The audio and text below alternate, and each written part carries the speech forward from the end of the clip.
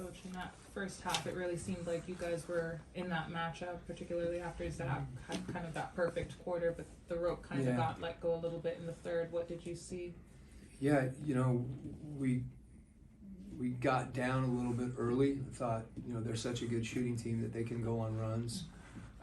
Those are things we were trying to talk about in timeouts and emphasize. We hang in there, we'll have an opportunity to go and run. And that happened. And then in the third quarter, it didn't swing back. And, their ability, to score from every position, it makes it difficult to defend them. And oftentimes, the best thing you can do is just contest a shot and make it harder and not give them extra possessions. And mentioning Zach again, just what he did tonight with his aggressiveness and, as you mentioned, getting out and running, just what did you like about what he did tonight? The things that you mentioned, I think him running and being instinctive, playing in the open court, as he gets in the half court, he's going to continue. The game still is fast for him. So when things do slow down, his decisions will continue to kind of be refined.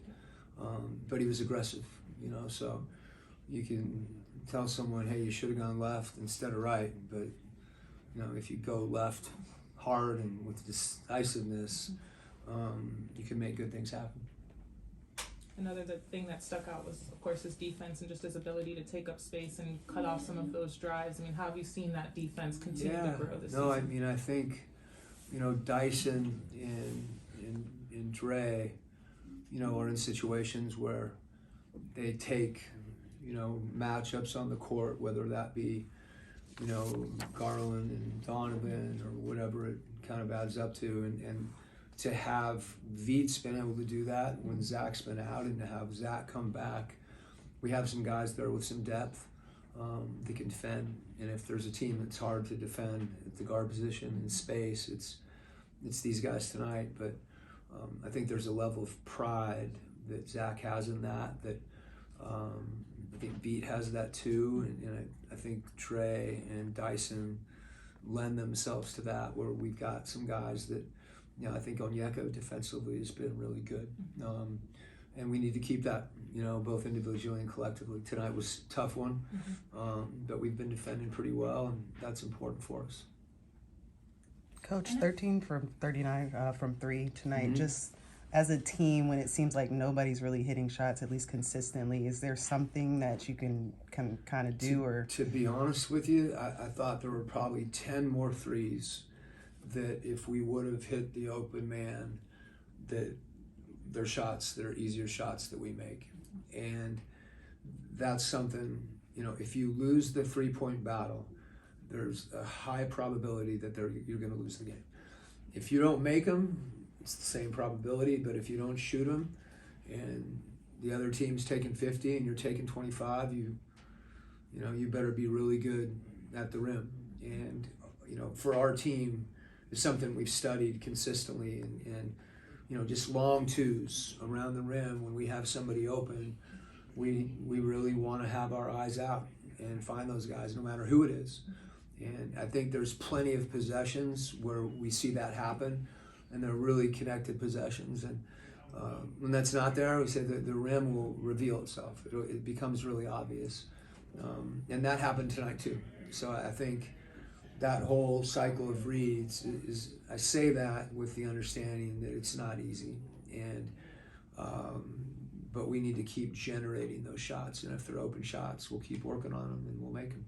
Is that a matter of just experience and continuing to see things as they unfold? Yeah, it's all of that. It's a commitment to it. It's things that are as simple as spacing. You have to have someone to throw it to.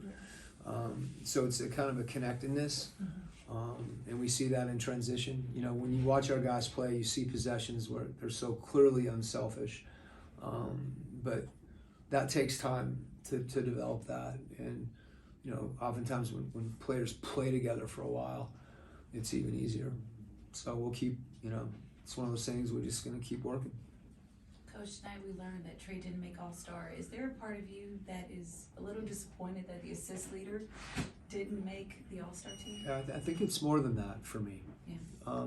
I'm extremely disappointed.